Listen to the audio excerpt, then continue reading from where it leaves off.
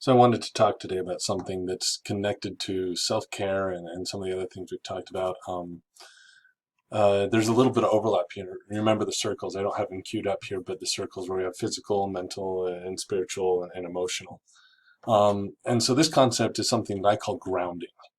And the reason I like to talk about this is because there's a sense that I get when my mental health isn't really where it should be, that I feel disconnected from reality. And so I like to use things to pull me back into reality that are not necessarily harmful, that can help me to, to connect to feeling more in the real world instead of in this weird kind of fantasy alternate reality that comes from having depression. And so there are different ways to ground yourself. Some of the things we can do are these breathing techniques can be huge. Counting in, counting for a count of four, you breathe in for four,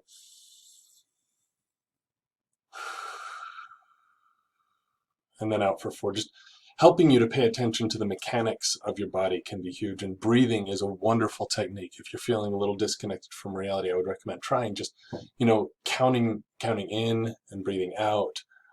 That's so. It's more beneficial than I take advantage of. It's something that's good for you. The other thing that we can do is kind of how we engage with the world. I'm thinking about doing some stuff later with that, but I wanted to talk about some things that I've discovered that work for me, and that's connected to what I wear. Okay, so if you can see here, I've got stuff on my wrists, and this stuff helps me to feel just a little bit more, ironically, more in control, by having a little bit of extra weight, or something, a little bit more physical contact with something beyond myself on my wrist. It's also true. I like to touch frequently. I like to touch things, just to kind of feel a little bit more of that connection.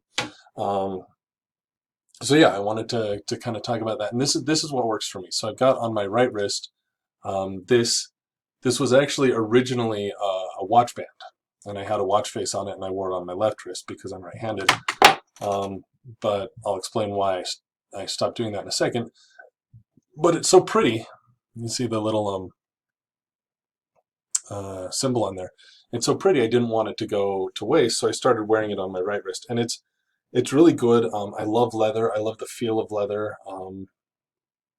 And so putting that on my wrist kind of helps me to feel a little bit more connected in that way.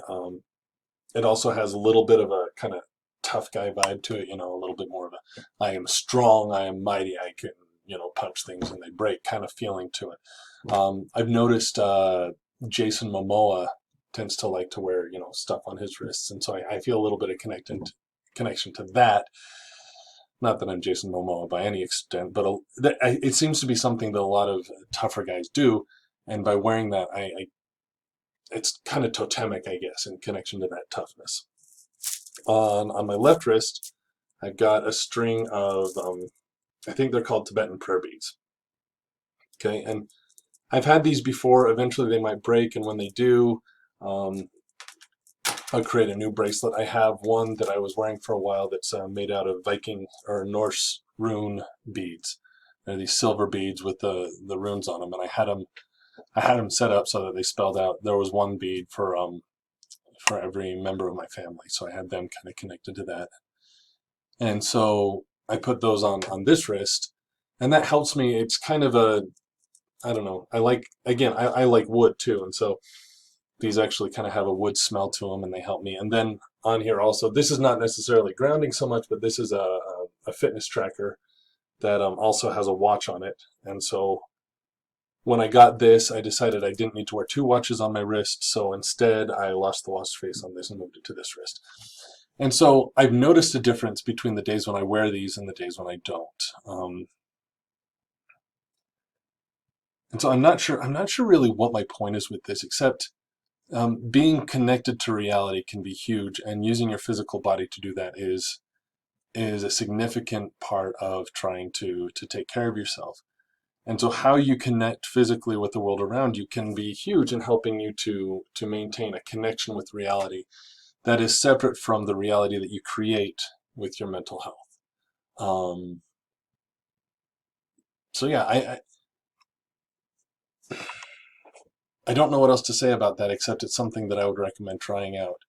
Also, I like heavier boots. I like um, wearing things that feel solid. I like wearing things that feel a little bit older. So I like wood. I like leather.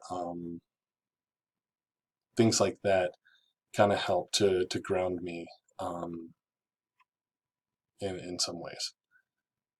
So that's, gosh, I guess this one's going to be short because that's what I wanted to talk about. Experiment with ways that help you to feel more connected with the physical world around you, and ways that are appropriate, of course. I mean, I also like to occasionally, have physically contact the people around me. Sometimes that helps me, but obviously as a teacher, um, I've got to be wise in how I engage in that practice, right? So fist bumps, I do a fair amount of fist bumps, especially, as I'm recording this, we're still dealing with questions surrounding the coronavirus. Um, so fist bumps seem to be a little bit safer. I've heard a lot about elbow bumps, which, it's an option, but ground yourself. And that helps you to be a little bit more in control of your surroundings. So that's my thought for today. It's not much. Um, yeah.